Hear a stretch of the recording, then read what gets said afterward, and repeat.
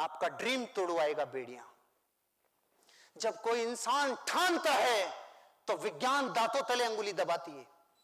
सबसे पहले विज्ञान दांतों तले अंगुली दबाती है। दुनिया में सबसे ज्यादा वजन किसने उठाया?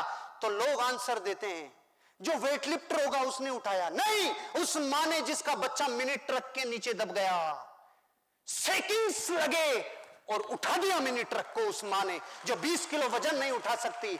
साइंस के पास जवाब नहीं है। क्यों? ठानना पड़ेगा का फार्मूला ना केमिस्ट्री में है, ना बोटनी में, ना जूलॉजी में, ना अर्थशास्त्र में, विश्व की किसी किताब में ठानना पड़ेगा का फार्मूला नहीं। सबसे तेज कौन दौड़ा? तो पूरी दुनिया बोलती है जिसने बहुत तेज दौड़ने की प्रैक्टिस सालों से की होगी। अरे वो दौड़ा जिसके टांगे नहीं थी और रोड से दौड़ा, वो दौड़ा। क्यों? बच्चा कैंसर से मर रहा था। विज्ञान कहती है 9 डेसिबल से ज्यादा दर्द इंसान के हो जाए तो मर जाता है, और गर्भवती मां अपने बच्चे को जन्म देते टाइम 12 डेसिबल दर्द सहन कर जाती है। जवाब नहीं है विज्ञान के पास। ये कैसे पॉसिबल है? ये कैसे हो सकता है? अनबिलीवेबल।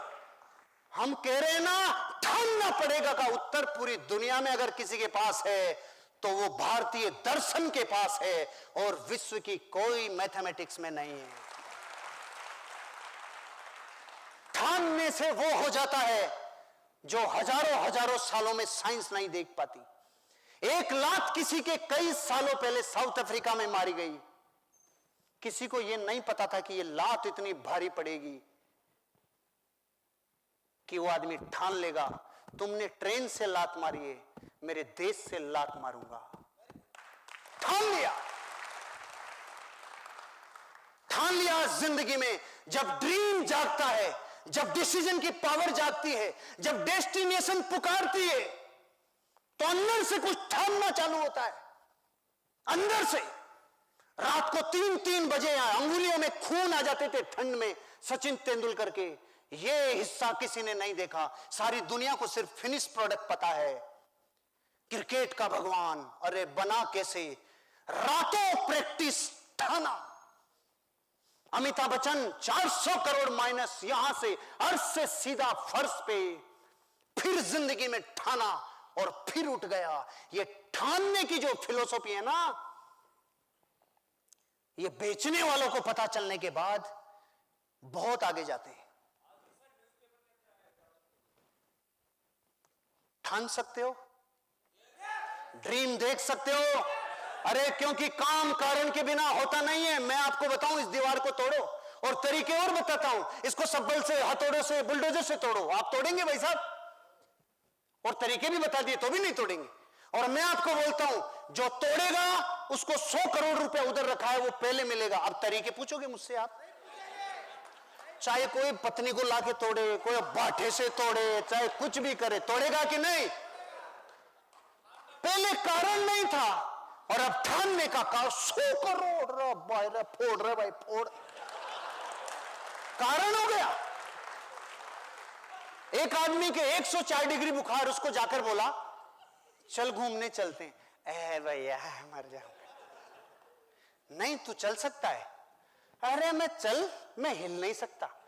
नहीं नहीं, कारण हो तो तू दौड़ भी अरे दौड़ तो मैं हिल ही नहीं सकता, तू कह रहा है दौड़ रहा है। अब वो जो बता रहा था ना, वो मेरे जैसा पागल था, क्योंकि अब उसने ठान लिया कि ये कह रहा है दौड़ नहीं सकता, हिल नहीं सकता, ये दौड़ सकता है।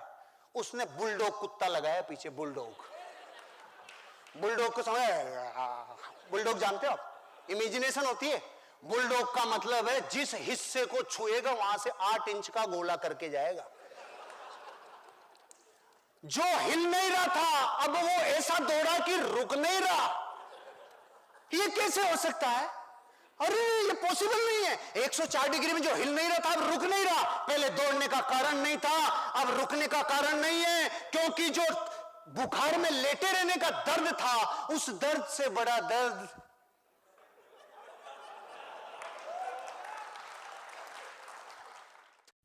पेट और फैट घटाने की 13 आसान टिप्स। अगर आप अपने पेट, फैट और वेट को कम करना चाहते हैं, लेकिन कोई कसरत, कोई डाइट नहीं करना चाहते तो आज का वीडियो पूरा जरूर देखिए। जी हाँ, आपने बिल्कुल सही सुना है।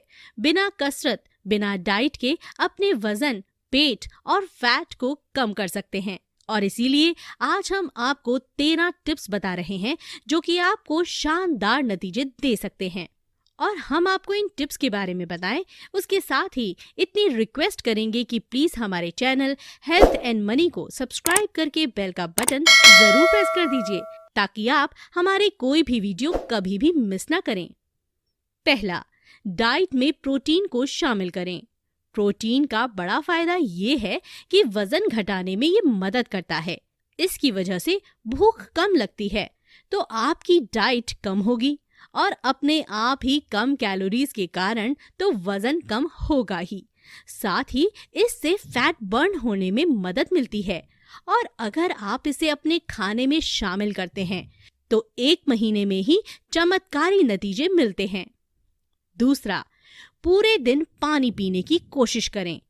पानी आपकी बॉडी में मेटाबॉलिक रेट को तेज कर देता है और ये आपकी भूख को भी कंट्रोल करता है। तो आप दिन भर पानी पीते रहिए, लेकिन चाय और कॉफी को ना करिए और कोल्ड ड्रिंक बंद कर दीजिए क्योंकि इन ड्रिंक्स में काफी कैलोरीज होती हैं। तीसरा, बॉडी का मेटाबॉलिक रेट तेज करिए। वजन घटाने के लिए आपको अपनी बॉडी का मेटाबॉलिक रेट को भी तेज करना होगा। इसके लिए आप ग्रीन टी पी सकते हैं, दिन में कई बार पानी पीजिए और उसके साथ ही अपने खाने में फाइबर फूड शामिल करिए।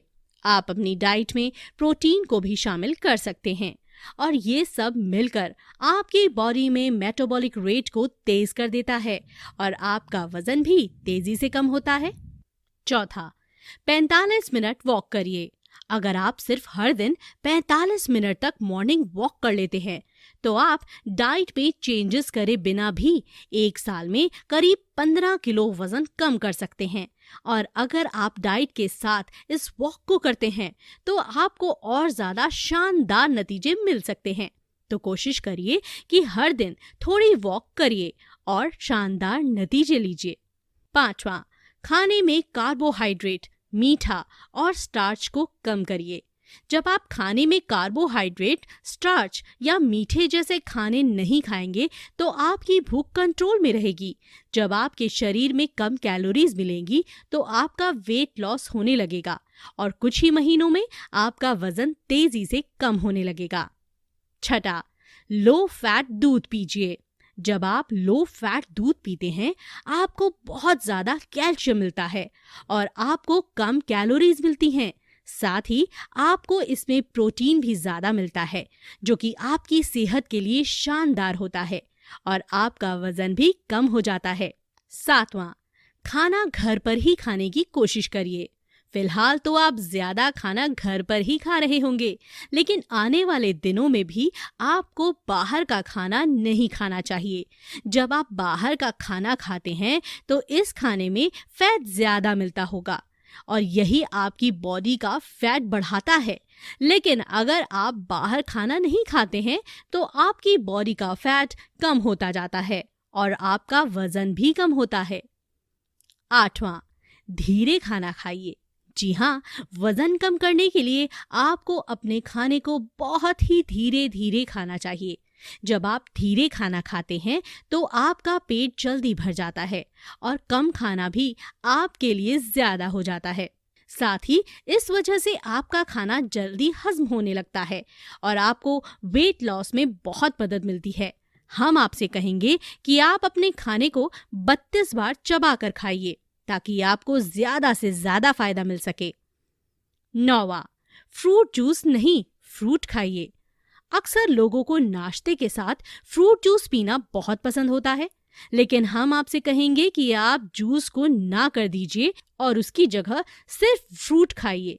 फ्रूट में आपको फाइबर मिलता है जो कि आपको लंबे वक्त तक फुलफिल करवाता है।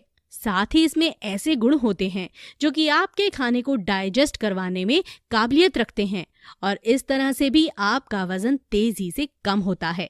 10वां, दिन में ज्यादा कैलोरीज खाइए और रात में कम।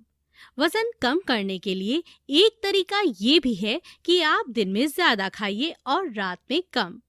क्या होता है कि आप जब दिन में ज्यादा कैलोरीज खाते हैं तो वो हजम भी हो जाती हैं और रात को आपका शरीर बचे हुए खाने को हजम करके फैट बर्न करने लगता है, तो वजन घटता है।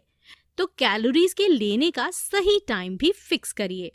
11वां, रोजाना डांस करिए।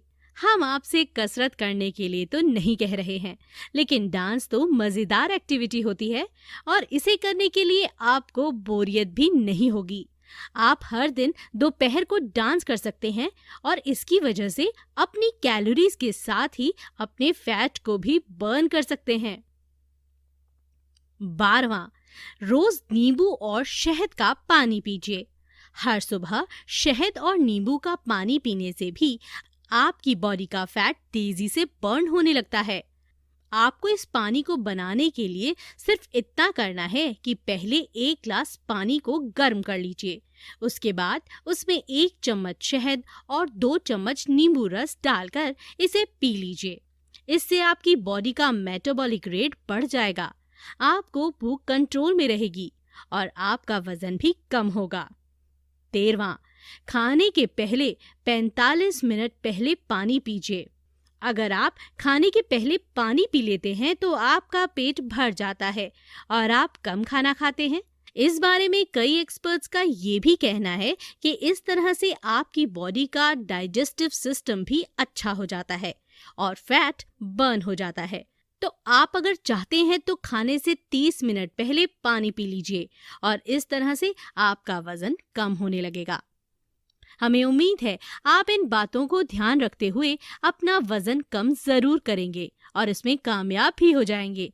तो आप इन टिप्स को अपनाइए और अपने वजन को घटाइए। वीडियो अच्छा लगा कि नहीं, हमें लाइक जरूर करके बताइए और हमारे वीडियो को शेयर भी जरूर कीजिए। साथ ही हमारे चैनल पर जुड़े रहने के लिए सब्सक्राइब करके बेल का बटन जरूर दबा दीजिए ताकि आप कभी भी हमारे वीडियोस मिस न कर पाएं। Thank you very much. वैसे स्वामी विवेकानंद को कौन नहीं जानता। उनको याददाश्त के मामले में सबसे आगे माना जाता है और उन्हीं की कुछ ऐसी टिप्स मैं आपको आज देने वाला हूं जिसे आप अपनाकर अपनी जिंदगी को और भी बेहतर बना सकते हैं और अपने आप को एक सफल इंसान बना सकते हैं। और सबसे जरूरी है कि आप अपने आप को एक बुद्धिमान और समझदार व्यक्ति भी बना सकते हैं। नंबर 1, पढ़ने के लिए जरूरी है एकाग्रता। एकाग्रता के लिए जरूरी है ध्यान और ध्यान से ही हम अपनी इंद्रियों पर संयम रखकर एकाग्रता प्राप्त कर सकते हैं। अगर आपको अपनी जिंदगी में आगे बढ़ना है या फिर आपको एक बेहतर स्टूडेंट बनना है या तो फिर आपको एक अच्छा बिजनेसमैन बनना है तो आपको ये माइंड में रखना होगा कि आपको एकाग्रचित्त रहना होगा। आपको कंसंट्रेट करना होगा अपने काम पर, अपनी स्टडी पर, अपने सारे विचारों पर, क्योंकि आप जब एक ही चीज पर फोकस करते हो तो वो चीज एकदम आसानी से आप कर सकते हो। फिलहाल के टाइम में ऐसा होता है ना कि हम बहुत ज्यादा अपने दिमाग में थॉट्स भरे रखते हैं, इसीलिए हम उन चीजों को कर नहीं पाते। हम अपने माइंड में इतने ज्यादा थॉट्स भर के रखते हैं, ये करना है, वो करना है। एक ही चीज पर आप फोकस करके देखो, फिर देखो कि वो चीज कितनी आसान हो जाती है और कितनी अच्छे से आप कर पाते हो। नंबर 2, ज्ञान स्वयं में वर्तमान है, मनुष्य केवल उसका आविष्कार करता है।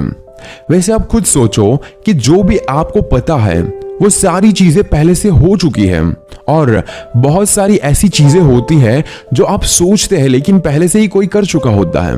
मतलब कि आपके पास नॉलेज एक्स्ट्रा लेवल पर होना चाहिए। आपको यह सोचना है कि ऐसा मैं क्या कर सकता हूं जो आज तक नहीं हुआ है।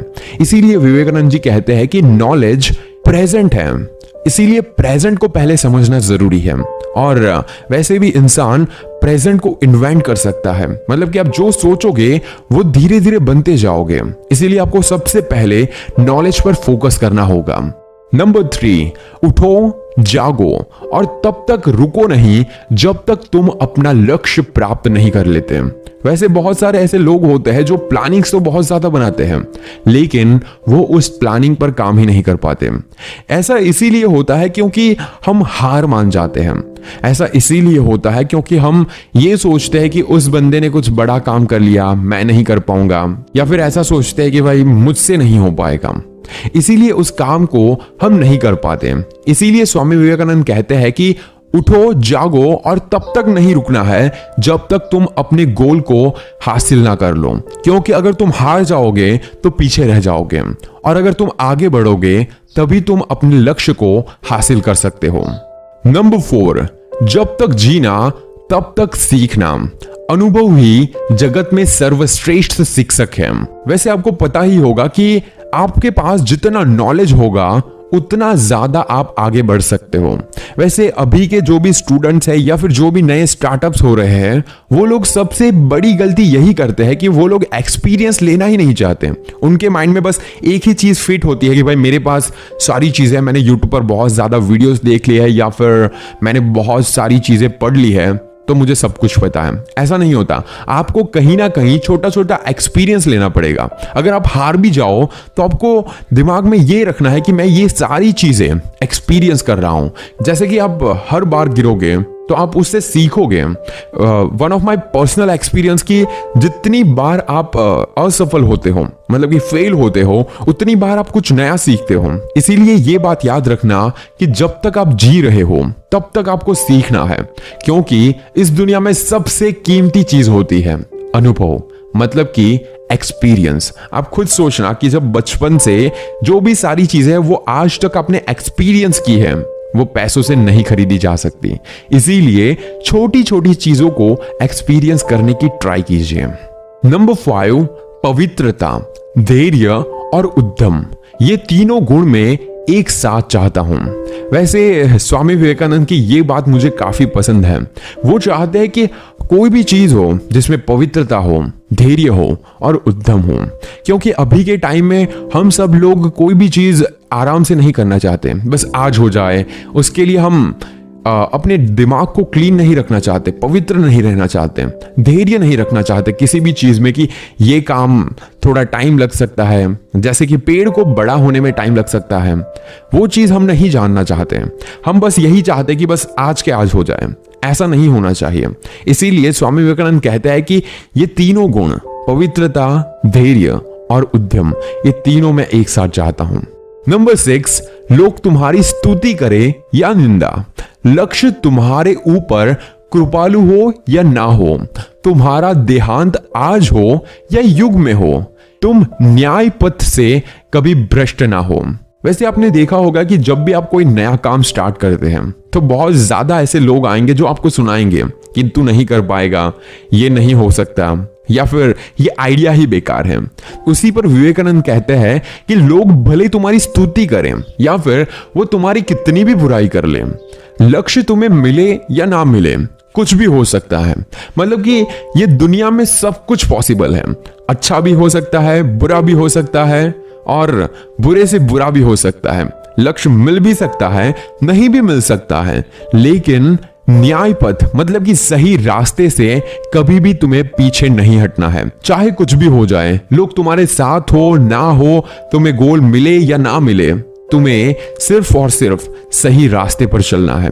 अगर ऐसे बनोगे तो पूरी दुनिया तुम्हारे साथ चलने लग जाएगी। इसी से तुम अपने लक्ष्य को हासिल कर पाओगे। नंबर 7, जिस समय जिस काम के लिए प्रतिज्ञा करो, ठीक उसी समय पर उसे करना चाहिए, नहीं तो लोगों का विश्वास उठ जाता है। वैसे ये बात मुझे इसीलिए पसंद है क्योंकि मैंने बहुत ज्यादा ऐसे लोगों को देखा है जो बस सपने तो देखते हैं लेकिन उसे कर नहीं पाते। बस अपने दोस्तों के बीच में बैठकर वो अपने दोस्त को बताते हैं कि भाई मुझे ये करना है, मुझे ये लेना है, मुझे इस तरह से काम करना है। और वैसे बहुत ज्यादा ऐसे लोग होते हैं जो चाय की टपरी पर बैठकर बहुत बड़े बड़े सपने देखते हैं। फिर होता यह है कि वो सबको बता देते हैं लेकिन वो कर नहीं पाते। इससे होता यही है कि आपकी इज्जत कम हो जाती है, लोग आप पर विश्वास करना छोड़ देते हैं। तो सबसे पहले तो 2 चीज याद रखो। पहली कि अगर किसी को बता रहे हो कि तुम्हें ये करना है तो उसे करके दिखाओ, या तो फिर किसी को बताओ ही मत कि तुम्हें क्या करना है। दोनों जगह पर तुम अपनी तरफ से सेफ रहोगे। और उसी जगह पर स्टडी या फिर बिजनेस हो, टाइम बहुत ही इंपॉर्टेंट है। अगर आप किसी सामने वाले इंसान को टाइम देते हैं कि मैं इतने टाइम में काम खत्म करके दूंगा, तो आपको देना ही पड़ेगा।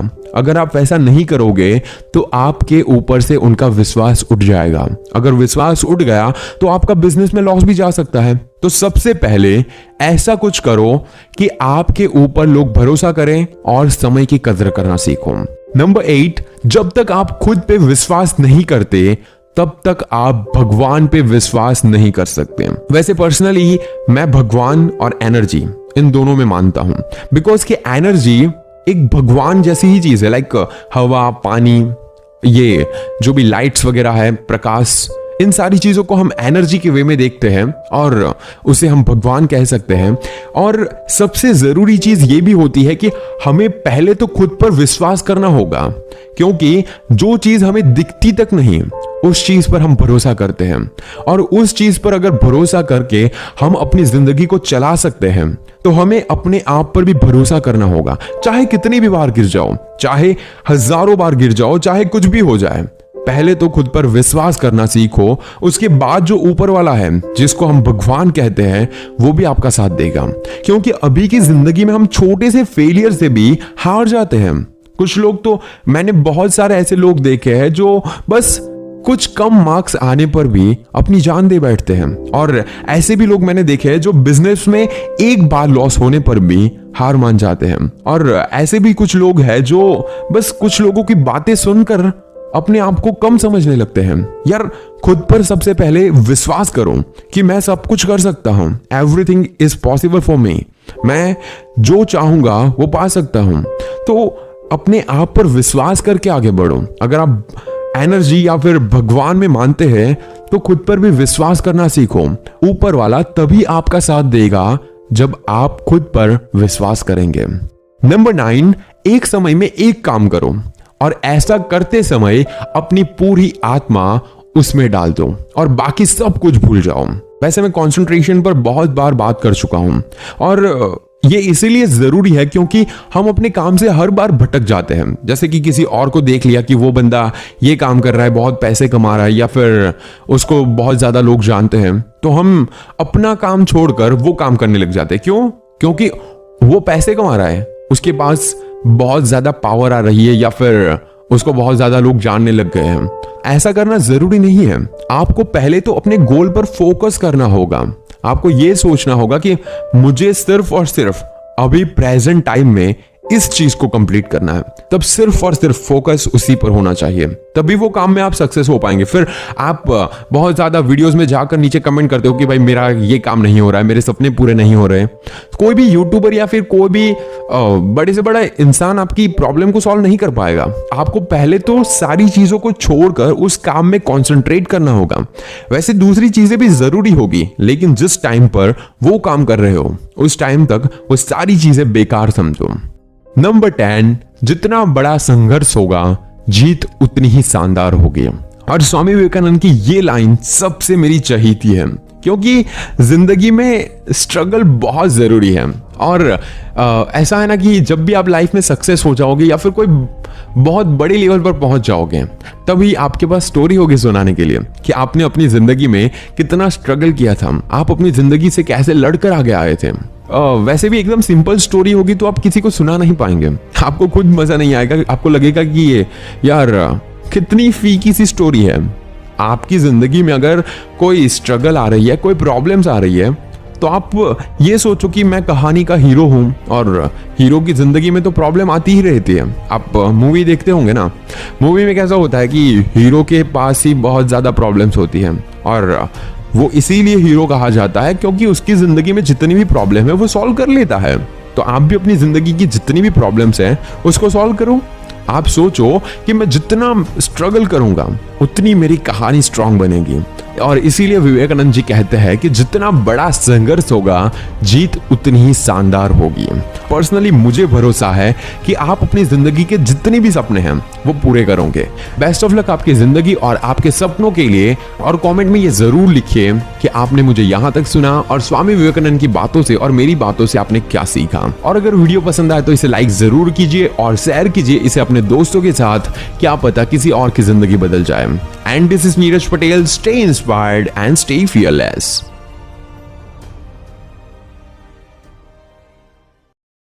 देख बिना ब्रेक डाउनलोड तक ऐप।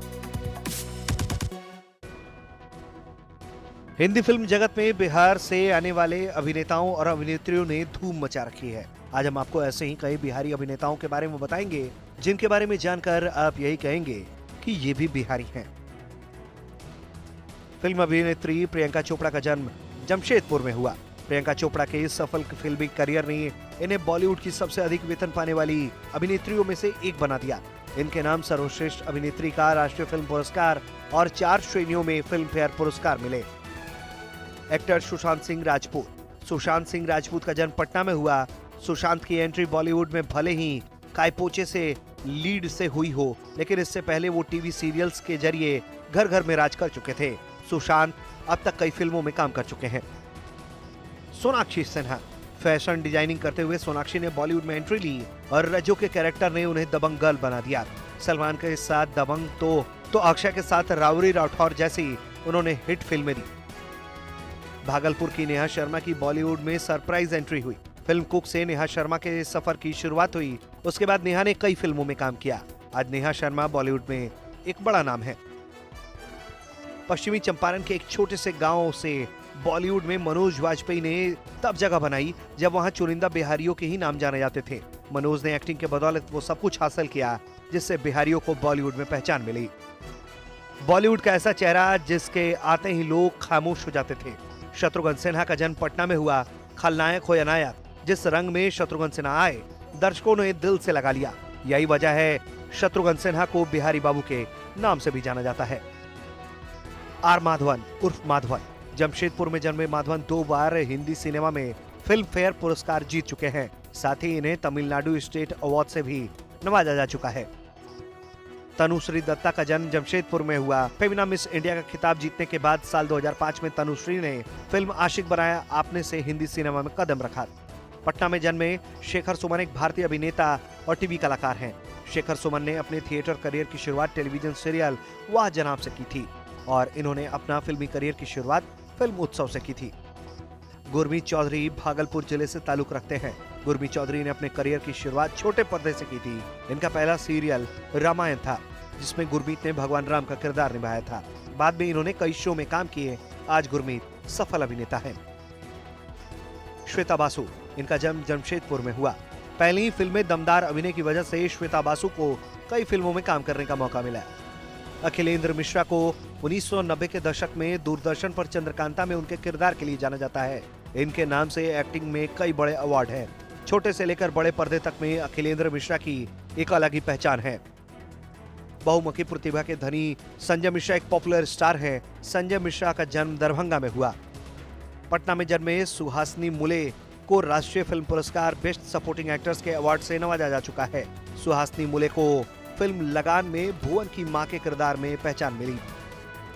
एक्टर पंकज त्रिपाठी हाल के सालों में कई ब्लॉकबस्टर हिंदी फिल्मों का हिस्सा रहे हैं। गोपालगंज के रहने वाले पंकज ने रंगरेज, गैंग्स ऑफ वासेपुर, अग्निपथ, अपहरण, ओमकारा सहित कई फिल्मों में काम किया। अभिनेता विनय पाठक अपनी कॉमिक टाइमिंग की वजह से जाने जाते हैं। धनबाद में जन्मे विनय पाठक ने कई फिल्मों में महत्वपूर्ण रोल अदा किया। सनली सिन्हा फिल्म जगत का वो नाम जो कई हिट फिल्में दे चुकी है। सनली सिन्हा का जन्म मुजफ्फरपुर में हुआ। शिल्पा शुक्ला वैशाली जिले से आती हैं। फिल्म जगत में एक एक सीढ़ी चढ़कर ऊंचाई तक पहुंचने वालों में से इनका भी एक नाम है। आलोक नाथ एक भारतीय फिल्म अभिनेता और टीवी कलाकार हैं जो मुख्यतः हिंदी फिल्मों में नजर आते हैं। उन्हें हिंदी सिनेमा में बाबूजी के नाम से जाना जाता है। आलोक नाथ पटना से ताल्लुक रखते हैं। गैंग्स ऑफ वासेपुर का एक सॉन्ग जियो हो बिहार के लाला जो आज भी लोगों की जुबान पर होता है, ये सॉन्ग भोजपुरी के स्टार और सिंगर एक्टर मनोज तिवारी ने गाया था। बिहार के भभुआ जिले से आने वाले मनोज तिवारी ने देशद्रोह सहित कई हिंदी फिल्मों में काम भी किया। ब्यूरो रिपोर्ट, बिहार तक।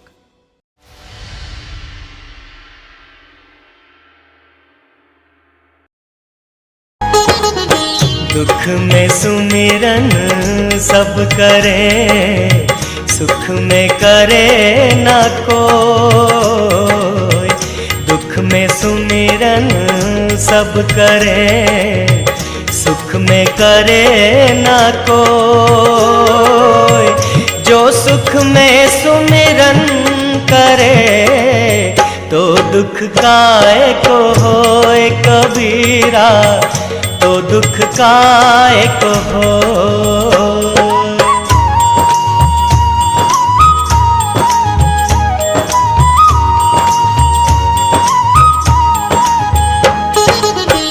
माटी कहे कुम्हार से, तू क्यों रौंदे मोय। माटी कहे कुम्हार से, तू क्यों रौंदे मोय। एक दिन ऐसा आएगा, मैं रौंदूंगी तो कबीरा, मैं रौंदूंगी तो।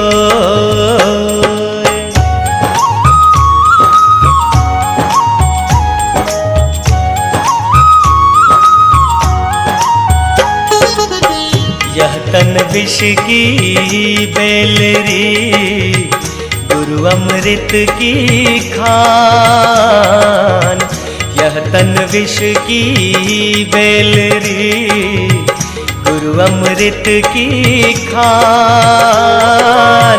शीश दियो जो गुरु मिले, तो भी सस्ता जान कबीरा, तो भी सस्ता जान।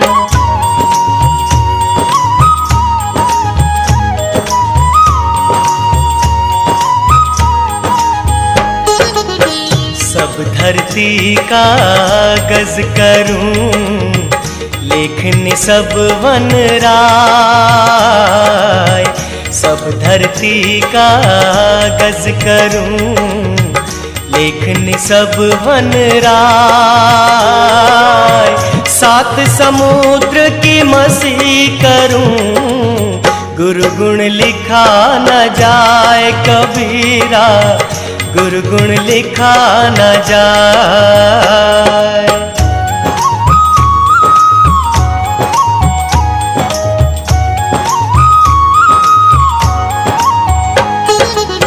बड़ा हुआ तो क्या हुआ, जैसे पेड़ खजूर।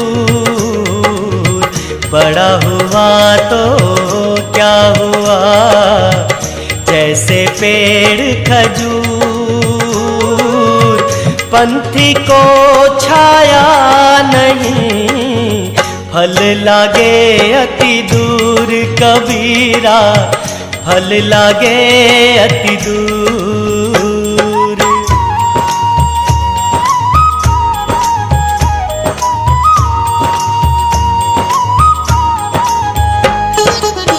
निंदक नियरे राखिए, आंगन कुटी छवाय।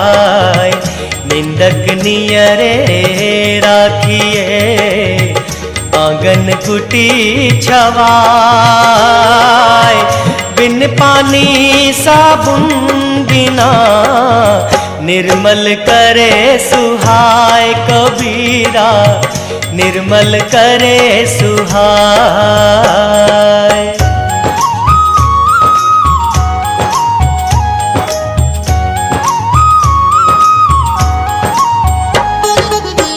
पानी केरा बुदबुदा, असमानस की जात। पानी केरा बुदबुदा, असमानस की जात। देखत ही छुप जाएगा, जो तारा प्रभात कबीरा, जो तारा प्रभात।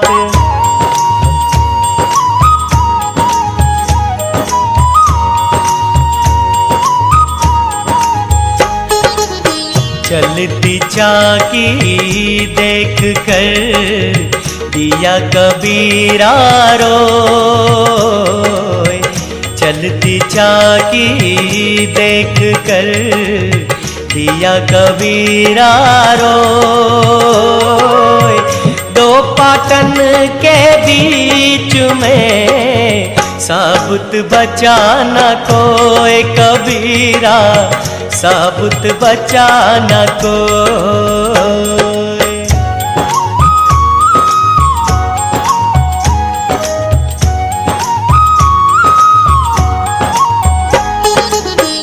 मालियावत देख के कलियन करे पुकार। मालियावत देख के कलियन करे पुकार। फूले फूले चुन लिए कली हमारी बार कबीरा, कली हमारी बार।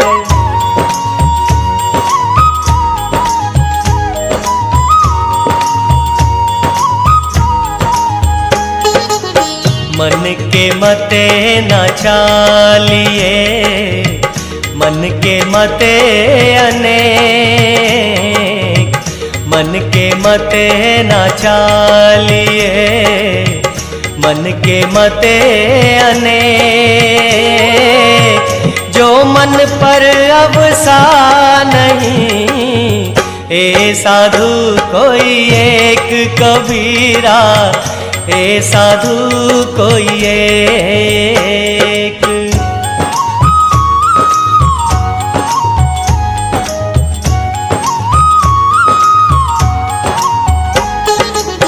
मनुआ तो पंछी भया, उड़ के चला आकाश।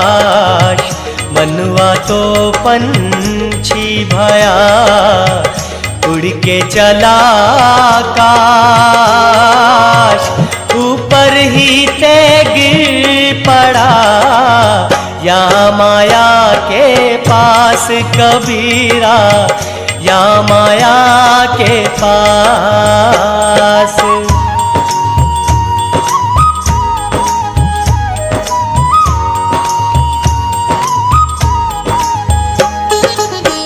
माया मरी ना मन मरा, मरी मरी गया शरीर।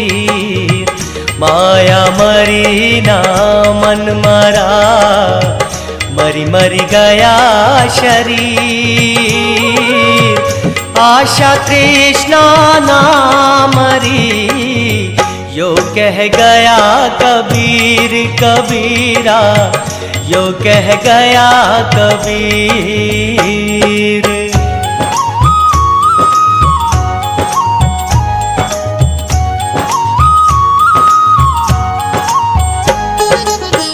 मेरा मुझ में कोई नहीं, जो कुछ है तो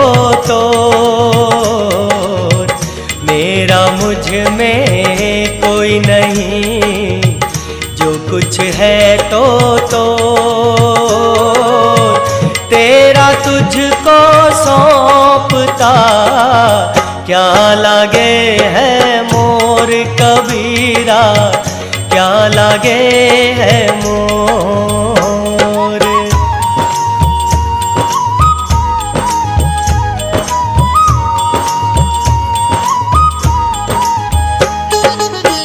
तेरा साईं तुझ में है, जो पहुपन में बास।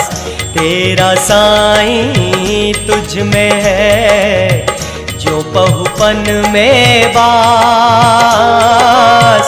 कस्तूरी का हिरन जो फिर ढूंढे घास कबीरा, फिर ढूंढे घास।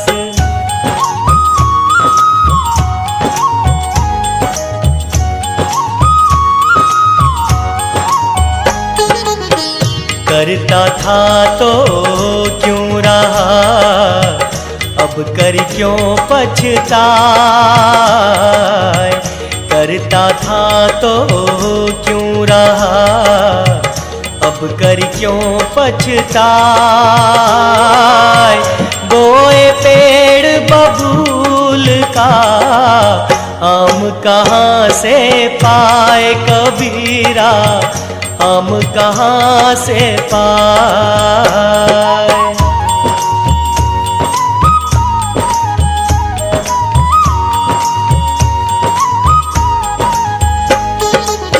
कबीरा सो धन संचिए जो आगे को होय, कबीरा सो धन संचिए जो आगे को होय।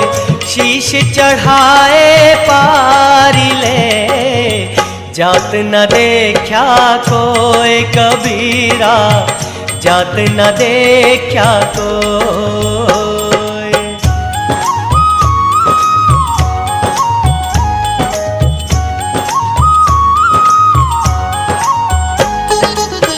जी घट प्रीत ना प्रेम रस, उनि रस ना नहीं राम।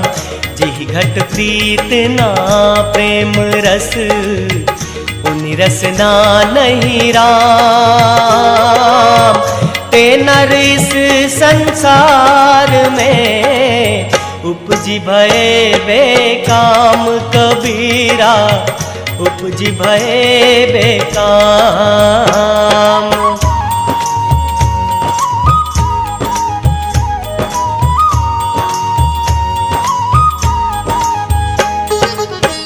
काल करे सो आज कर, आज करे सो अब, काल करे सो आज कर, आज करे सो अब। पल में परलय होएगी, बहुरी करेगा कब कबीरा, बहुरी करेगा कब।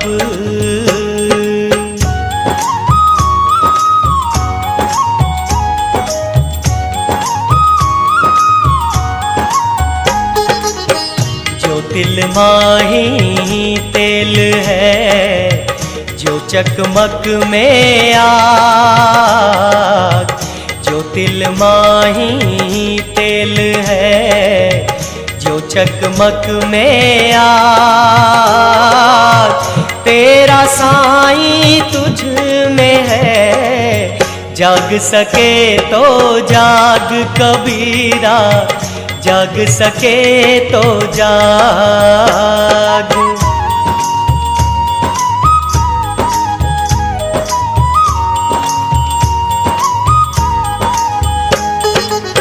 जहाँ दया तहाँ धर्म है, जहाँ लोभ वहाँ पाप।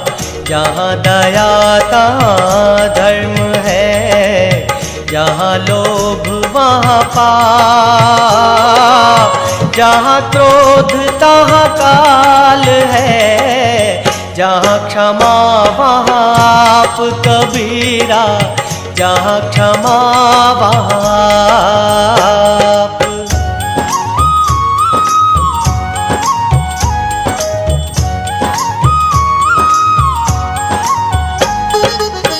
जो घट प्रेम ना संचरे, सो घट जान समान।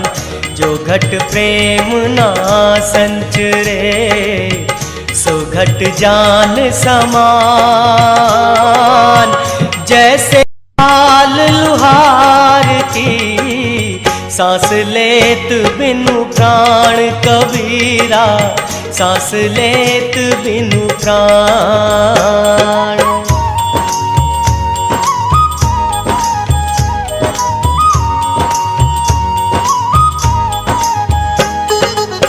जल में बसे कमोदिनी, चंदा बसे आकाश। जल में बसे कमोदिनी, सदा बसे आकाश, जो है जाको भावता सोता ही के पास कबीरा, सोता ही के पास।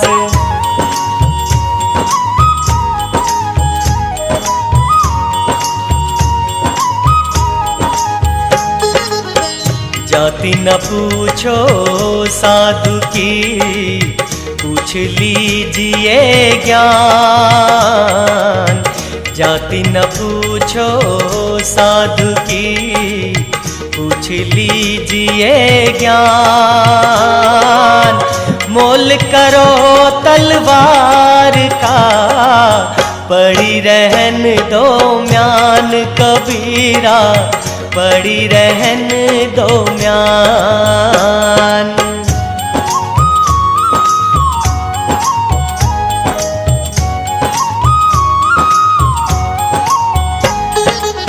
जग में बैरी कोई नहीं, जो मन शीतल हो। जग में बैरी कोई नहीं, जो मन शीतल हो। यह आपा तो डाल दे, दया करे सबको कबीरा, दया करे सबको।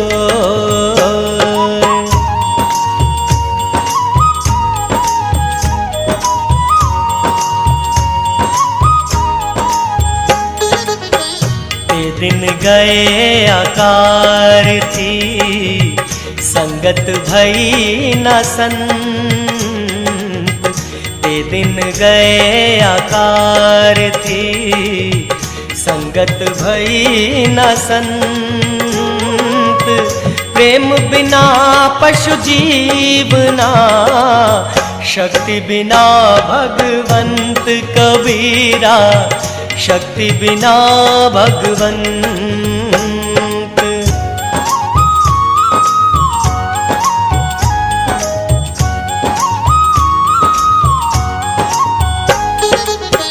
तीरथ गए से एक फल, संत मिले फल चार।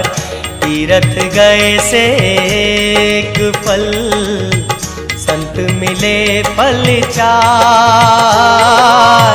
संत गुरु मिले अधिक फल, कहे कबीर विचार कबीरा, कहे कबीर विचार।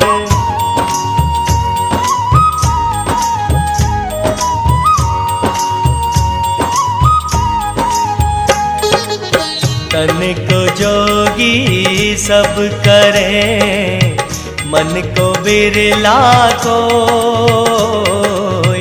तन को जोगी सब करे, मन को बिरला कोई।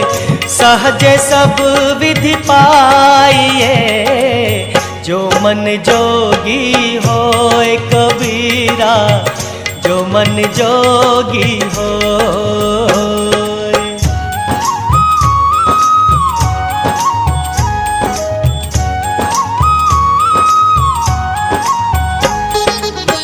प्रेम न बाड़ी उपजे, प्रेम न हाट बिकाय।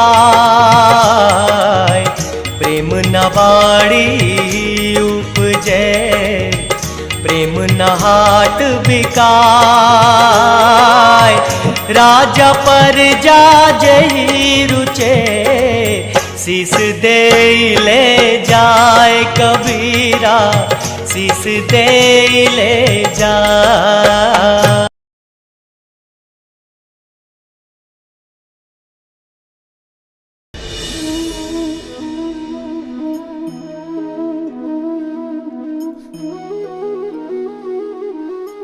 जगत में प्रत्येक व्यक्ति को किसी न किसी प्रकार की निर्बलता अवश्य होती।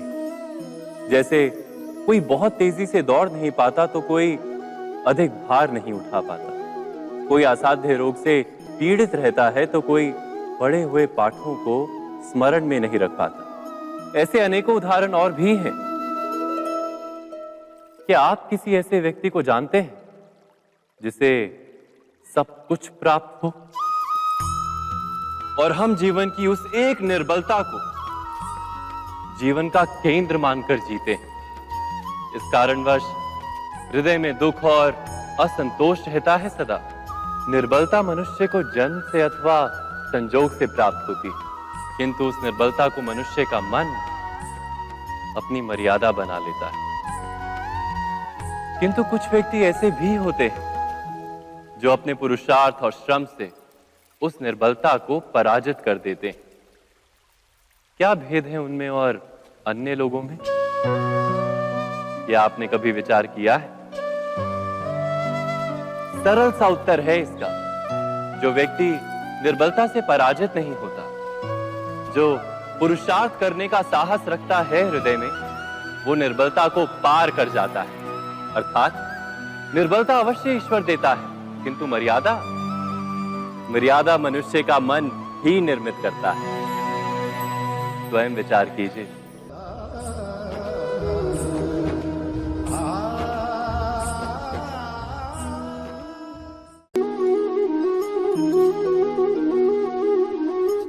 भविष्य का दूसरा नाम है संघर्ष। हृदय में आज इच्छा होती है और यदि पूर्ण नहीं हो पाती तो हृदय भविष्य की योजना बनाता है। भविष्य में इच्छा पूर्ण होगी ऐसी कल्पना करता रहता है, किंतु जीवन ना तो भविष्य में है ना अतीत में। जीवन तो इस क्षण का नाम, अर्थात इस क्षण का अनुभव ही जीवन का अनुभव। पर हम ये जानते हुए भी इतना सा सत्य समझ नहीं पाते। या तो हम बीते हुए समय के स्मरणों को घेर कर बैठे रहते हैं, या फिर आने वाले समय के लिए हम योजनाएं बनाते रहते हैं और जीवन जीवन बीत जाता है। एक सत्य यदि हम हृदय में उतार लें कि ना हम भविष्य देख सकते हैं, ना ही भविष्य निर्मित कर सकते हैं, हम तो केवल धैर्य और साहस के साथ भविष्य को आलिंगन दे सकते हैं, स्वागत कर सकते हैं भविष्य का। तो क्या जीवन का हर पल जीवन से नहीं भर जाएगा? स्वयं विचार कीजिए।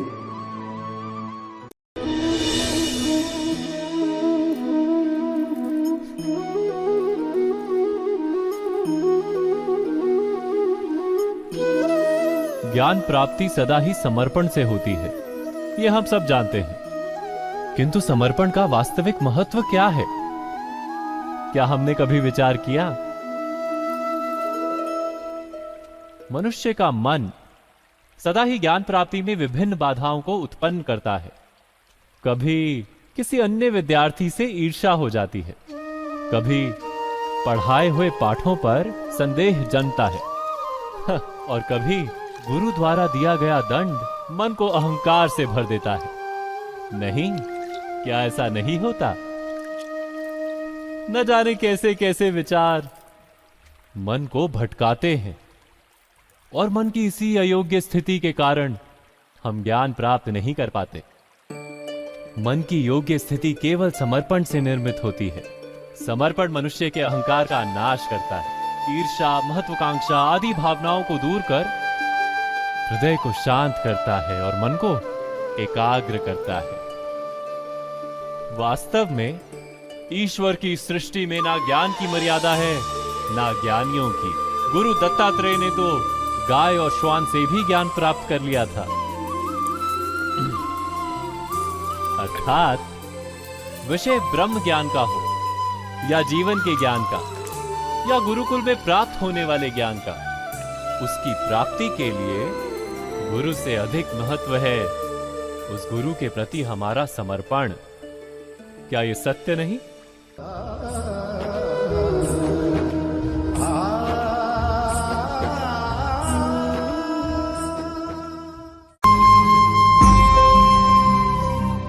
प्रत्येक मनुष्य के जीवन में ऐसा क्षण अवश्य आता है जब सारे स्वप्न, सारी आशाएं, सारे दृश्य ध्वस्त हो जाते हैं। जीवन के सारे आयोजन ही बिखर जाते हैं। एक और धर्म होता है और दूसरी ओर सुख। इसी को धर्म संकट कहते हैं। जब धर्म का वहन ही संकट हो और धर्म का त्याग ही सुख हो। विचार कीजिए, कभी किसी स्वजन के विरुद्ध सत्य बोलने का अवसर प्राप्त हो जाता है, कभी ठीक दरिद्रता के समय सरलता से चोरी करने का मार्ग प्राप्त हो जाता है, कभी किसी शक्तिशाली राजनेता या राजा के कर्मचारी का अधर्म प्रकट हो जाता है। सबके जीवन में ऐसी घटना बनती ही रहती है। अधिकतर लोग ऐसे किसी क्षण को धर्म संकट के रूप में जान ही नहीं पाते। हमें किसी प्रकार के संघर्ष का अनुभव ही नहीं होता। सहजता से सुख की ओर खींचे चले जाते हैं, जैसे मक्खी गुड़ की ओर खींची चली जाती। वास्तव में धर्म संकट का क्षण ईश्वर के निकट जाने का क्षण होता है। यदि हम संघर्षों से भयभीत ना हो, सुख की ओर आकर्षित ना हो, अपने धर्म पर दृढ़ रहे, तो ईश्वर का साक्षात्कार दूर नहीं।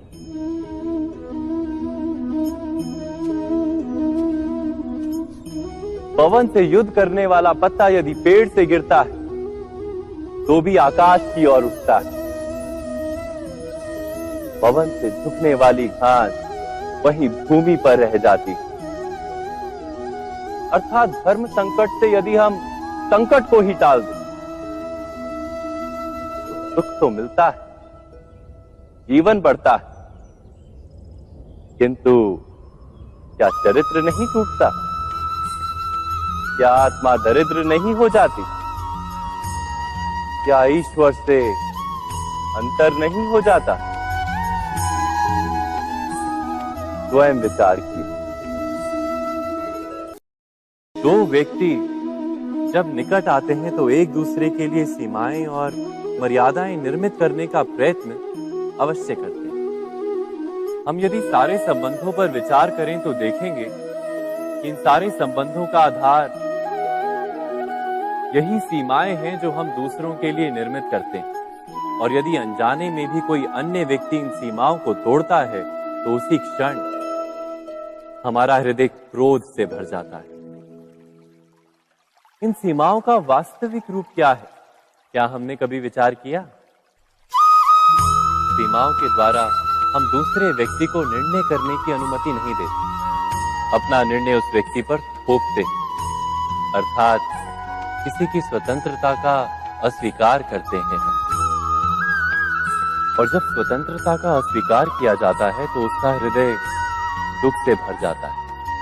और जब वो सीमाओं को तोड़ता है तो हमारा हृदय क्रोध से भर जाता है।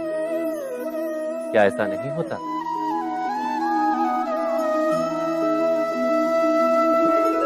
पर यदि एक दूसरे की स्वतंत्रता का सम्मान किया जाए तो किसी मर्यादाओं या सीमाओं की आवश्यकता ही नहीं होती। अर्थात जिस प्रकार स्वीकार किसी संबंध का देह है, क्या वैसे ही स्वतंत्रता किसी संबंध की आत्मा नहीं? स्वयं विचार कीजिए। सबके जीवन में ऐसा प्रसंग अवश्य आता है कि सत्य कहने का निश्चय होता है हृदय में, किंतु मुख से सत्य निकल नहीं पाता। कोई भय मन को घेर लेता है। किसी घटना अथवा प्रसंग के बारे में बात करना या फिर स्वयं से कोई भूल हो जाए उसके बारे में कुछ बोलना, क्या ये सत्य है? नहीं, ये तो केवल तथ्य है। अर्थात जैसा हुआ था वैसा केवल बोल देना सामान्य सी बात। किंतु कभी कभी उस तथ्य को बोलते हुए भी भय लगता है। कदाचित किसी दूसरे की भावनाओं का विचार आता है मन, दूसरे को दुख होगा ये भय भी शब्दों को रोकता है।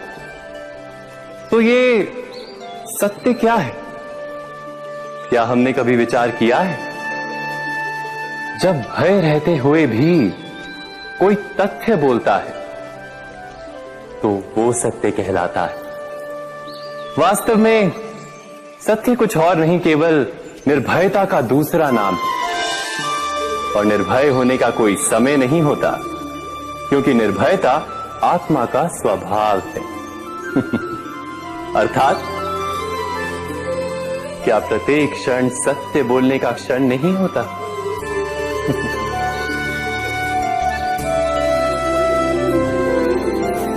स्वयं विचार कीजिए।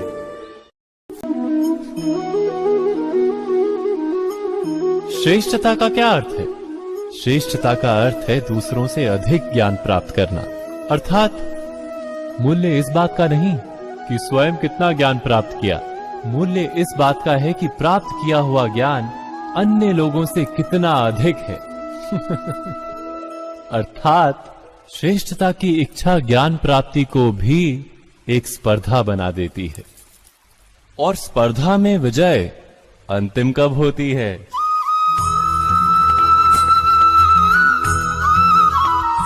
कुछ समय के लिए तो श्रेष्ठ बना जा सकता है, किंतु सदा के लिए कोई श्रेष्ठ नहीं रह पाता। फिर वही असंतोष, पीड़ा और संघर्ष जन्म लेता है। किंतु श्रेष्ठ बनने के बदले यदि उत्तम बनने का प्रयत्न करें तो क्या होगा? उत्तम का अर्थ है कि जितना प्राप्त करने योग्य है वो सब प्राप्त करना, किसी से अधिक पाने की इच्छा से नहीं, मात्र आत्मा की तृप्ति हेतु कुछ प्राप्त करना। उत्तम के मार्ग पर किसी अन्य से स्पर्धा नहीं होती, स्वयं अपने आप से स्पर्धा होती है। अर्थात उत्तम बनने का प्रयत्न करने वाले को देर अबेर सारा ज्ञान प्राप्त हो जाता है, बिना प्रयत्न के ही वो श्रेष्ठ बन जाता है। किंतु जो श्रेष्ठ बनने का प्रयत्न करता है वो श्रेष्ठ बने या ना बने, उत्तम कभी नहीं बन पाता।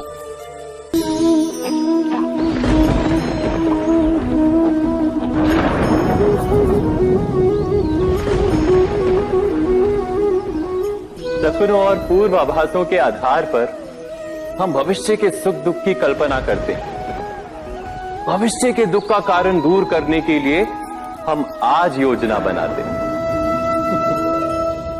किंतु कल के संकट को आज निर्मूल करने से हमें लाभ मिलता है या हानि पहुंचती है, ये प्रश्न हम कभी नहीं करते। सत्य तो ये है कि संकट और उसका निवारण साथ जन से, व्यक्ति के लिए भी और सृष्टि के लिए भी। नहीं, आप अपने भूतकाल का स्मरण कीजिए, इतिहास को देखिए, आप तुरंत ही ये जान पाएंगे कि जब जब संकट आता है तब तब उसका निवारण करने वाली शक्ति भी जन्म लेती है। यही तो जगत का चलन है। वस्तुतः संकट ही शक्ति के जन्म का कारण है। प्रत्येक व्यक्ति जब संकट से निकलता है तो एक पद आगे बढ़ा होता है, अधिक चमकता है, आत्मविश्वास से अधिक भरा होता है, न केवल अपने लिए अपितु विश्व के लिए भी। क्या ये सत्य नहीं? वास्तव में संकट का जन्म है एक अवसर का जन्म, अपने आप को बदलने का, अपने विचारों को ऊंचाई पर करने का अवसर, अपनी आत्मा को बलवान और ज्ञान मंडित बनाने का अवसर। जो ये कर पाता है उसे कोई संकट नहीं होता, किंतु जो ये नहीं कर पाता वो तो स्वयं एक संकट है विश्व के लिए। विचार कीजिए।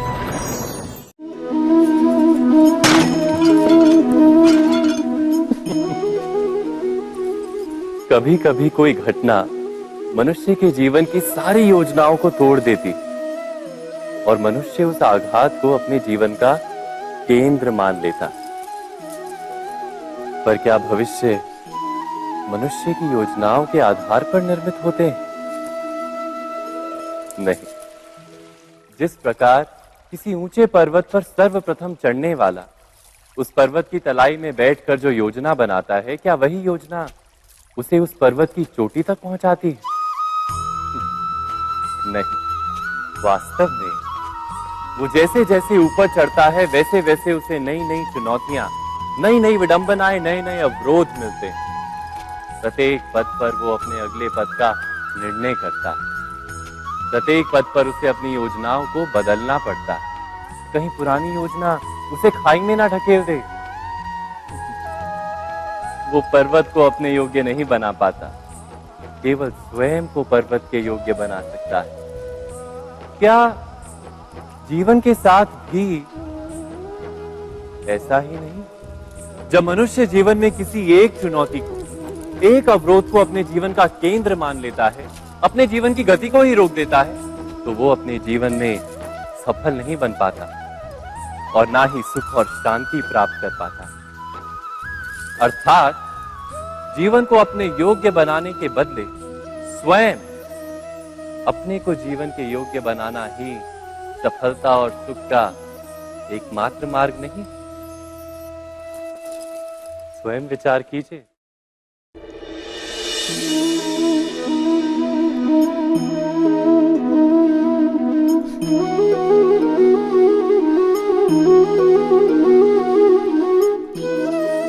जीवन का हर क्षण निर्णय का क्षण होता है।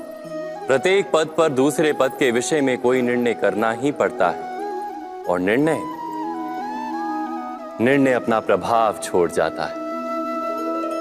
आज किए गए निर्णय भविष्य में सुख अथवा दुख निर्मित करते हैं, ना केवल अपने लिए, अपने परिवार के लिए भी, आने वाली पीढ़ियों के लिए भी।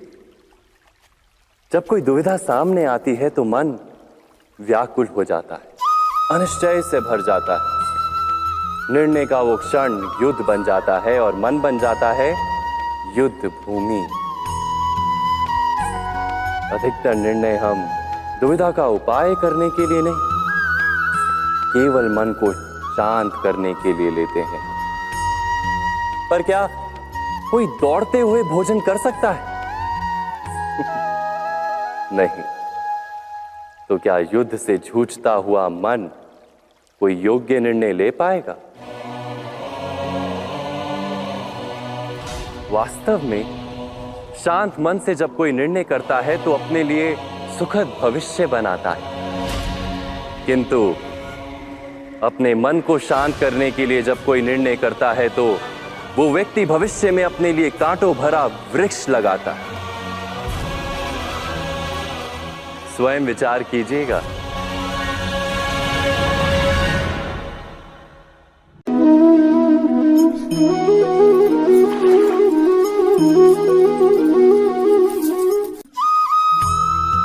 जीवन में आने वाले संघर्षों के लिए जब मनुष्य स्वयं को योग्य नहीं मानता, जब उसे अपने ही बल पर विश्वास नहीं रहता, तब वो सद्गुणों को त्याग कर दुर्गुणों को अपनाता है। वस्तुतः मनुष्य के जीवन में दुर्जनता जन्म ही तब लेती है जब उसके अंतर में आत्मविश्वास नहीं होता। आत्मविश्वास ही अच्छाई को धारण करता है। ये आत्मविश्वास है क्या?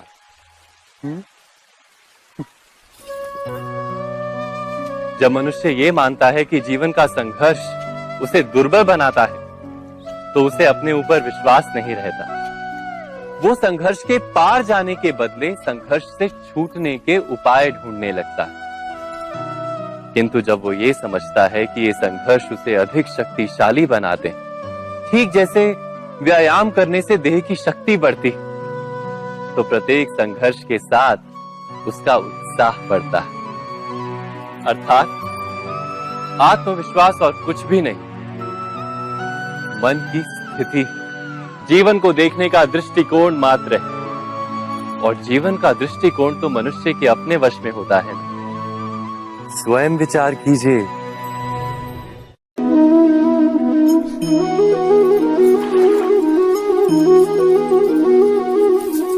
पिता सदा ही अपने संतान के सुख की कामना करते हैं, उनके भविष्य की चिंता करते रहते हैं।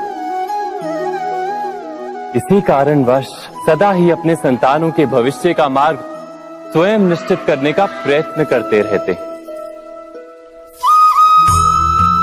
जिस मार्ग पर पिता स्वयं चला है, जिस मार्ग के कंकर पत्थर को स्वयं देखा है, मार्ग की छाया, मार्ग की धूप को स्वयं जाना है, उसी मार्ग पर उसका पुत्र भी चले, यही इच्छा रहती है हर पिता की। निस्संदेह उत्तम भावना है ये, किंतु 3 प्रश्नों के ऊपर विचार करना हम भूल ही जाते हैं। कौन से प्रश्न? प्रथम प्रश्न, क्या समय के साथ प्रत्येक मार्ग बदल नहीं जाते? क्या समय सदा ही नई चुनौतियों को लेकर नहीं आता? तो फिर बीते हुए समय के अनुभव नई पीढ़ी को किस प्रकार लाभ दे सकते हैं? दूसरा प्रश्न, क्या प्रत्येक संतान अपने माता पिता की छवि होता है? हाँ, संतानों को संस्कार तो अवश्य माता पिता देते हैं, किंतु भीतर की क्षमता तो ईश्वर देते हैं। तो जिस मार्ग पर पिता को सफलता मिली है, विश्वास है कि उसी मार्ग पर उसकी संतानों को भी सफलता और सुख प्राप्त होगा। तीसरा प्रश्न, क्या जीवन के संघर्ष और चुनौतियां लाभकारी नहीं होती?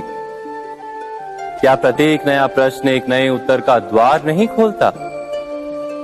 तो फिर संतानों को नए नए प्रश्नों, संघर्षों और चुनौतियों से दूर रखना, ये उनके लिए लाभ करना कहलाएगा या हानि पहुंचाना?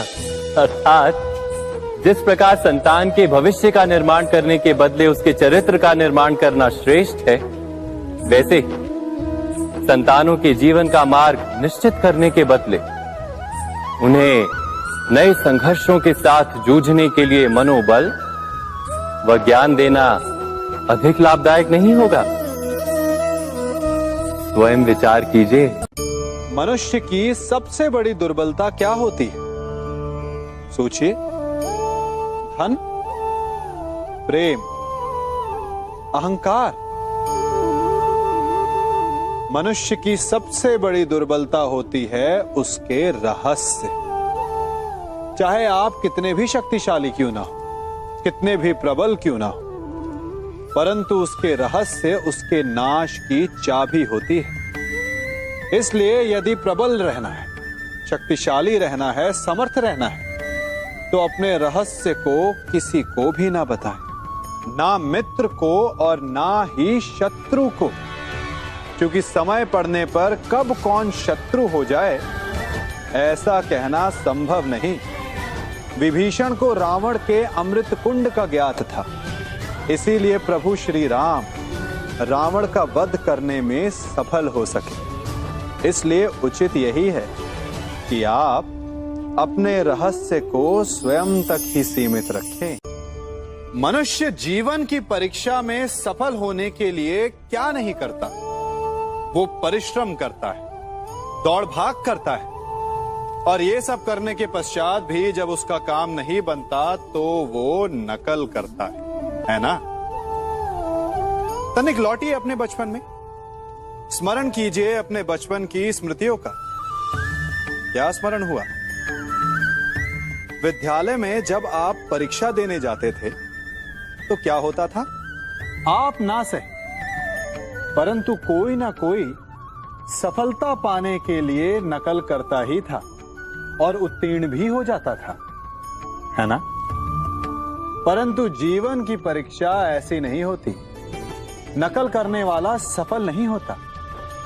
कारण विद्यालय में सबके प्रश्न पत्र एक होते थे, परंतु जीवन के प्रश्न पत्र और उनकी कठिनाई सबके लिए भिन्न होती, तो निश्चित रूप से उनके उत्तर भी भिन्न होंगे ना। इसलिए यदि आपको जीवन में सफलता पानी है तो नकल ना कीजिए, स्वयं के प्रश्नों का उत्तर स्वयं ढूंढिए और सफलता आपकी ही होगी। मनुष्य का जीवन हार और जीत, विजय और पराजय, सफलता और असफलता के मध्य झूलता रहता है। आपके साथ भी ऐसा होता होगा। है ना? जब आप सफल होते हैं, किसी चुनौती पर विजय पाते हैं, तो मन प्रसन्नता से आनंद के उपवन में झूमने लगता है। और जब आप असफल होते हैं, तब मन दुख और पीड़ा के सागर में डूबने लगता है। परंतु वास्तव में सफलता और असफलता है क्या? तनिक ध्यान से सोचिए। ये केवल हमारी मनोस्थिति मात्र है। हमारी पराजय तब नहीं होती जब हमारा शत्रु विजय प्राप्त कर ले। हमारी पराजय तब होती है जब हम पराजय स्वीकार कर लें। हम असफल तब नहीं होते जब हम लक्ष्य ना पा सके। हम असफल तब होते हैं जब हम प्रयास करना बंद कर दें। इसलिए प्रयास करते रहें और हार ना माने, क्योंकि जिस दिन आप हार स्वीकारना बंद कर देंगे, जीत आपके चरणों में होगी।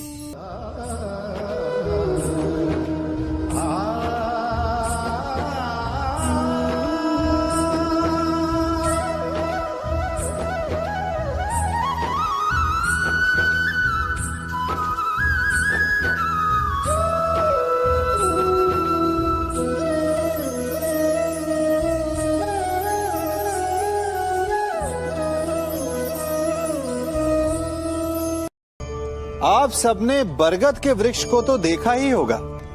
क्या आपको ज्ञात है, बरगद के वृक्ष के बीज का आकार राई से भी छोटा होता है, परंतु बरगद का वृक्ष संसार के महाकाय वृक्षों में जाना जाता है।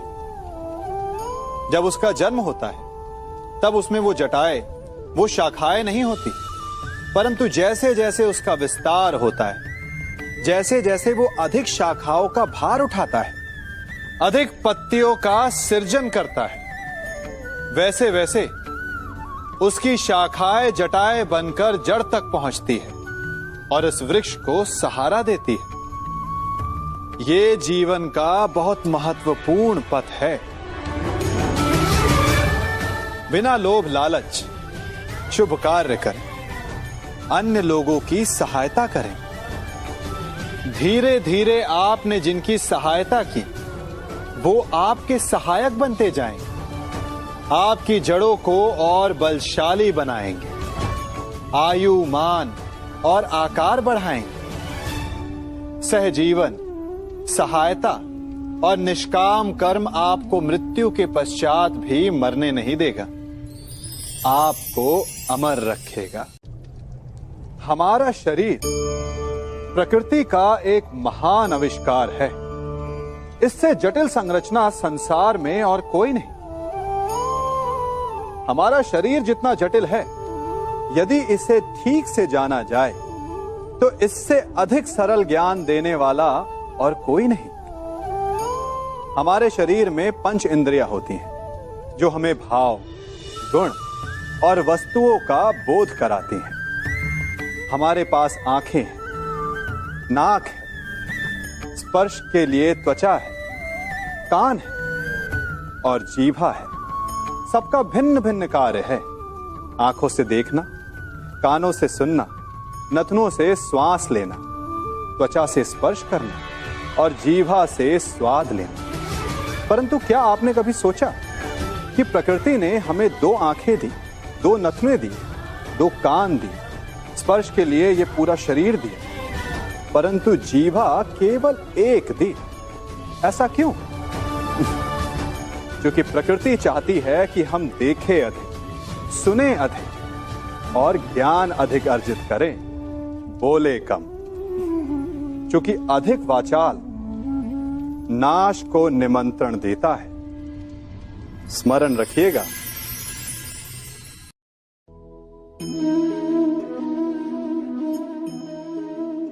ये सदा यही कहते आए कि यदि आगे बढ़ना है तो अपनों का साथ दो। सत्य कहते हैं, अपनों का साथ देना ही चाहिए, परंतु साथ देने से पूर्व ये अवश्य पहचान लेना चाहिए कि अपने हैं कौन। क्या अपने वही होते हैं जिनके साथ हमारा रक्त संबंध होता है, या अपने मित्र? अपने वो होते हैं जो हमें सद्कार्य के लिए प्रेरित करे, हमें आगे बढ़ाए, हमारा साथ दे।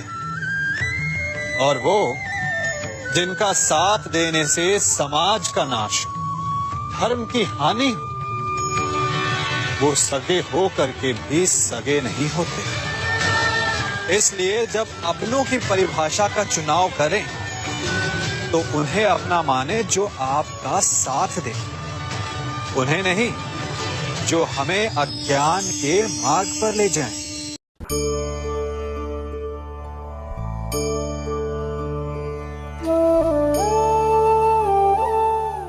आप जिनसे प्रेम करते हैं सदा उनके समीप रहना चाहते हैं, नहीं चाहते कि कभी अपनों से दूर होना पड़े, बिछड़ना पड़े। परंतु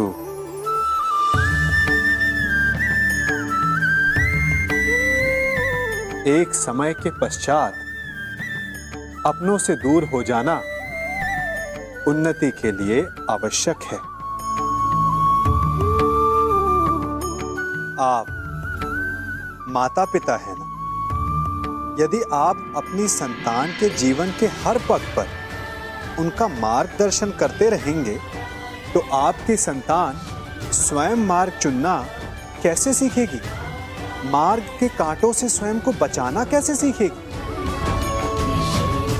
इसीलिए एक समय के पश्चात अपनों से बनाई गई दूरी सदा लाभदायक रहती है। आज मैं आप सबको एक कथा सुनाता हूं। एक दिन प्रातः एक व्यापारी अपने घर से निकला। घर से निकलते ही एक बिल्ली ने उस व्यापारी का मार्ग काट दिया।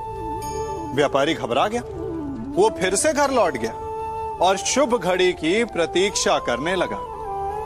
और जब वो पुनः अपने घर से निकला तब वो वाहन जा चुका था जिससे राजा तक पहुंचकर उसे भेंट देनी थी। राजा को भेंट नहीं मिली।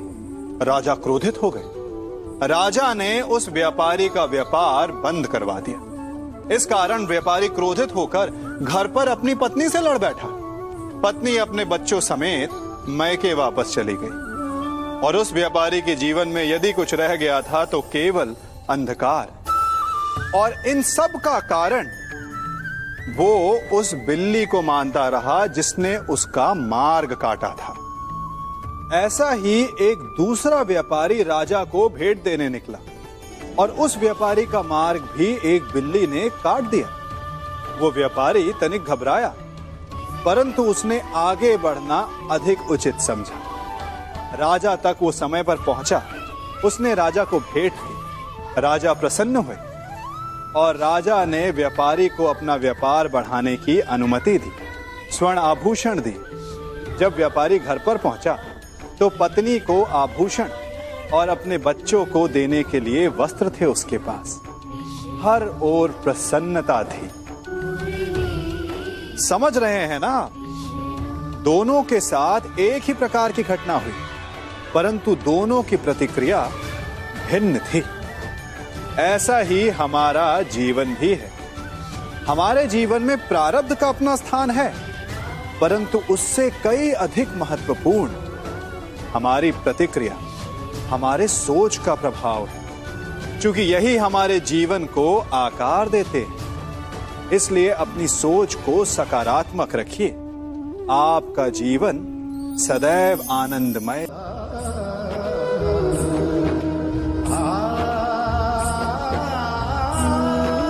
हम सभी अपने जीवन में कोई ना कोई कार्य करते हैं। कार्य करते हैं तो थकान की अनुभूति होती है और यदि थकान ना उतरे तो कार्य करने का मन नहीं करता। हम आशा करते हैं कि कदाचित एक दिन में 24 के स्थान पर 26 घंटे होते तो आराम करने के लिए हमें और अधिक समय मिल जाता। हमें ऐसा अनुभव होता है कि हम बहुत अधिक कार्य कर रहे हैं, है ना? परंतु क्या आपने कभी सोचा है कि जो लोग संसार में सफल हैं, उनके पास भी सफल होने के लिए दिन में केवल 24 घंटे थे, तो फिर वो सफल क्यों है? इसका एक छोटा सा रहस्य है। वो कार्य चुनते हैं जो उन्हें प्रिय है, जिसे करने में उन्हें आनंद आता है। उन्हें लगता ही नहीं कि वो कार्य कर रहे हैं, उन्हें लगता है कि वो प्रतिपल आनंद मना रहे हैं। और जब आप आनंद मनाते हैं तो थकान कैसी? इसलिए यदि आप जीवन में कोई भी कार्य करें तो वो आपके मन को भाना चाहिए, या जो कार्य आप कर रहे हैं उसे अपने मन को भा देने दो। सफलता आपको मिलेगी। कभी सोचा है हमारा जीवन भी उस रेत की घड़ी की भांति है?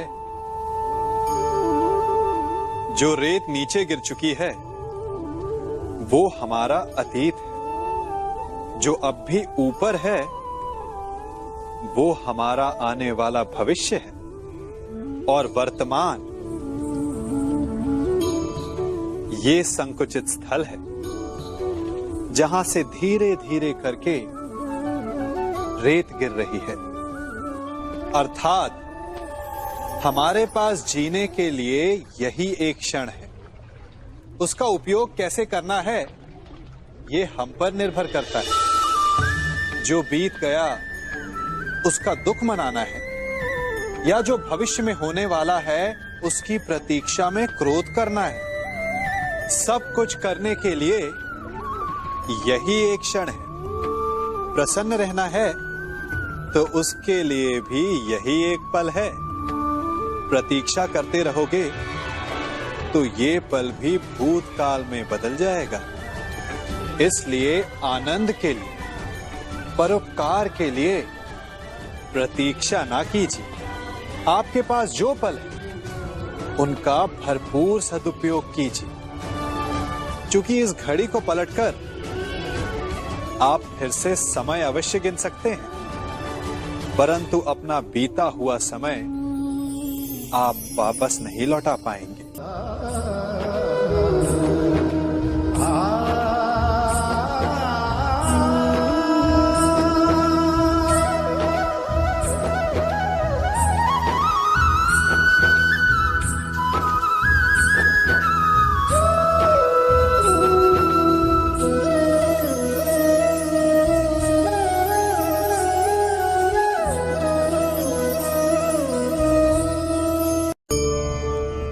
मनुष्य भी बड़ा विचित्र प्राणी है। अपनों से नीचे के स्तर के लोगों को वो हे दृष्टि से देखता है, उनका उपहास उड़ाता है, उनसे बार बार कहता है कि तुम्हारा कुछ नहीं हो सकता, तुम भविष्य में कुछ नहीं कर पाओगे।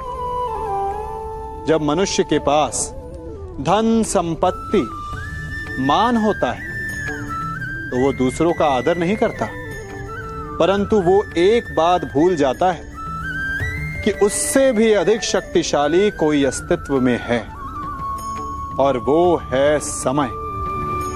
काल। काल अपना चक्र कब बदलेगा ये कोई नहीं जानता। समय अपनी करवट कब लेगा ये कोई नहीं जानता। कोयला भी समय के साथ साथ हीरे में परिवर्तित हो जाता है। इसलिए जीवन में कभी भी किसी का भी उपहास नहीं उड़ाना चाहिए।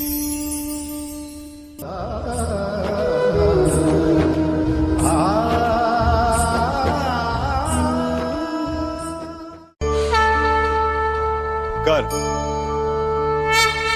अभिमान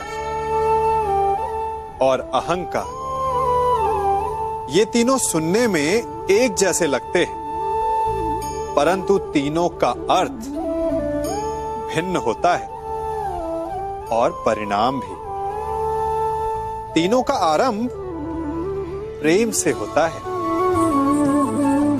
स्वयं से प्रेम, परिश्रम हमारे मन में गर्व को जन्म देता है और सफलता अभिमान जगाती है। यहां तक ठीक है, परंतु जब ये भावना अहंकार बन जाती है तब वो समस्या बन जाती है, क्योंकि सबसे बुरा अंत अहंकारी का ही होता है। परंतु मनुष्य के लिए पहेली यही है कि पहचाना कैसे जाए कि अहंकार जग गया है और उसका दमन आवश्यक है। इसका उत्तर मैं नहीं, आपका मन देगा। जब तक आप स्वयं से प्रसन्न हैं, जब तक आप सबसे ऊंचा उठने का प्रयास कर रहे हैं, तब तक ठीक है। परंतु जब आपके मन में दूसरों को नीचा समझने का भाव आ जाए तो सावधान हो जाइए, क्योंकि यही अहंकार है जो वास्तव में आपको हीन कर रहा है।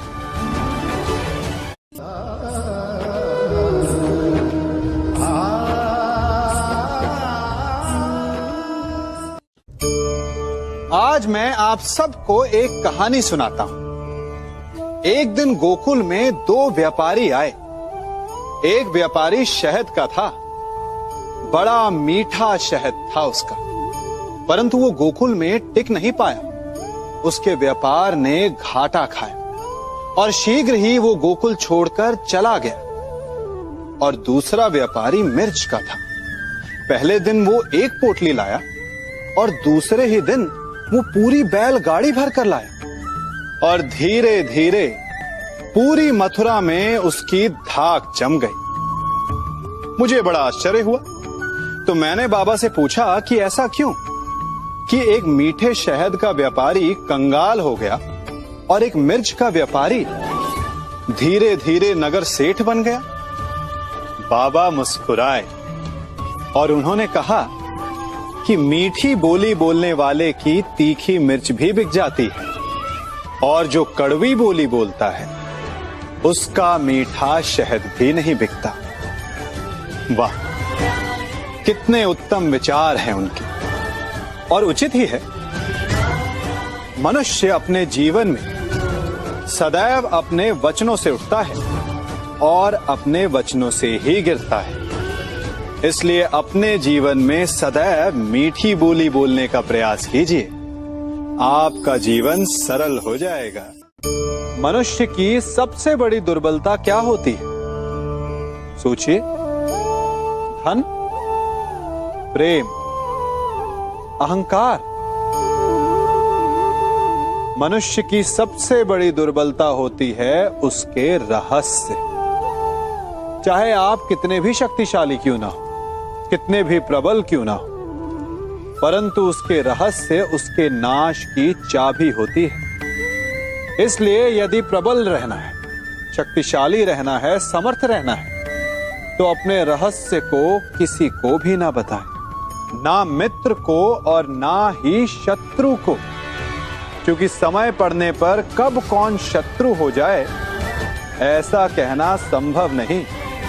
विभीषण को रावण के अमृत कुंड का ज्ञात था, इसीलिए प्रभु श्री राम रावण का वध करने में सफल हो सके। इसलिए उचित यही है कि आप अपने रहस्य को स्वयं तक ही सीमित रखें।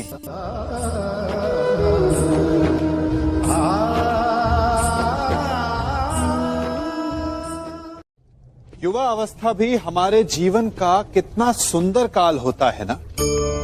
बाहु में बल, मन में कुछ बड़ा कर जाने की चाह, आंखों में भविष्य के सुंदर और कोमल सपने। और इसी अवस्था में मनुष्य के भीतर पनपता है प्रेम। किसी को देखकर उस पर मन मोहित हो जाता है और फिर मनुष्य अपना सब कुछ उस पर न्यौछावर कर देना चाहता है। फिर प्रेम की परिणति होती है विवाह में। क्यों? सबको अपने खट्टे मीठे संस्मरण स्मरण हुआ है ना। परंतु यहीं से अधिकतर माता पिता और संतान के मध्य विचारों का विरोध प्रारंभ हो जाता है। संतान को लगता है कि उसका चुना जीवन साथी ही उसके लिए उपयुक्त है और माता पिता को लगता है कि संतान अनजाने में भूल कर रही है। संतान का तर्क होता है कि उसे विवाह किससे करना है, ये उसका अधिकार है। और माता पिता का तर्क ये होता है कि अब भी जीवन साथी चुनने की समझ संतान में है ही नहीं। तो इस अवरोध को काटा कैसे जाए, उचित निर्णय कैसे लिया जाए? इसका एक ही मार्ग है, अपने उत्तरदायित्व का भान और अपनों से बड़ों के मापदंडों का भान। विवाह करने से पूर्व ये जान लेना आवश्यक है कि विवाह केवल अपने प्रेम को पाने का मार्ग नहीं है, अपितु विवाह से जीवन का एक नया द्वार भी खुलता है और हर नए जीवन के साथ नए उत्तरदायित्व भी होते हैं। और यदि इन उत्तरदायित्वों को समझकर निर्णय लिया जाए तो विश्वास कीजिए, आपका दाम्पत्य जीवन आनंद से भरा रहेगा और आपको कभी ये पछतावा नहीं होगा कि आपने कोई अनुचित निर्णय लिया।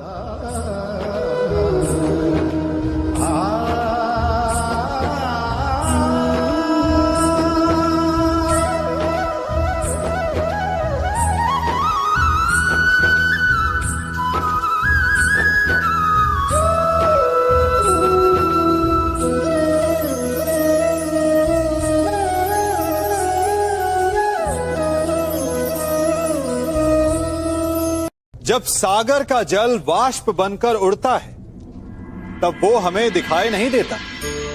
मेघ उस जल को अपने भीतर छिपा लेते हैं, लंबी यात्रा करते हैं, प्रयास करते हैं कि वो जल सदा उनके भीतर छिपा रहे।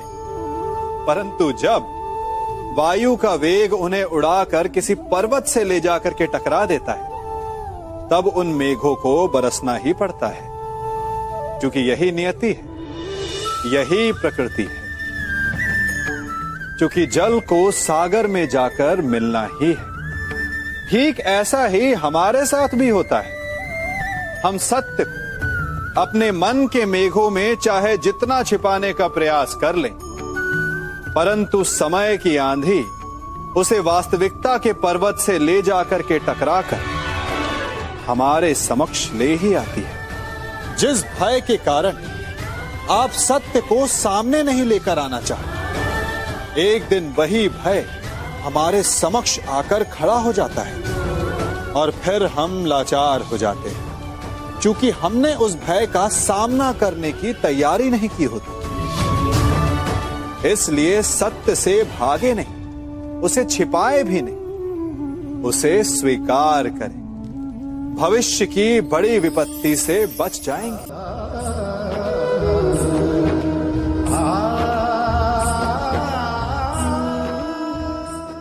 कभी कभी आप सबके जीवन में एक ऐसी विचित्र समस्या अवश्य आती है कि शक्तिशाली के समक्ष मौन हो जाए। उस शक्तिशाली से विवाद करने से बचने के लिए आप मौन रह जाते। मानता हूं, ऐसा करने से आप एक विवाद से बच जाते, एक संघर्ष से बच जाते। परंतु ऐसा बचाव एक बड़े संघर्ष को जन्म दे देता है। कैसे? हमारा मौन रहना अनजाने में उसका समर्थन बन जाता है और वो स्वयं को अधिक शक्तिशाली अनुभव करता है और यहां से हमारा दमन प्रारंभ हो जाता है। एक के बाद एक हम अन्याय में अनचाहे रूप से सम्मिलित होते चले जाते हैं। तो इसका तोड़ क्या है? ये समझने के लिए ये जानना आवश्यक है कि ऐसी कौन सी बात है जो आपको विरोध करने से रोकती है। ये सामने वाले की शक्ति नहीं जो आपको रोकती है, ये आपके भीतर छिपा भय है जो आपको रोकता है। हाँ, कभी कभी भय आपकी सुरक्षा अवश्य कर सकता है, परंतु साथ साथ ये भी जानना आवश्यक है कि ये भय ही है जो आपको मौन भी रखता है। इसलिए अपने मन से भय को निकालिए और खुलकर अनीति का, अन्याय का विरोध कीजिए और फिर देखिएगा आपका मन कितना मुक्त, कितना हल्का अनुभव करेगा।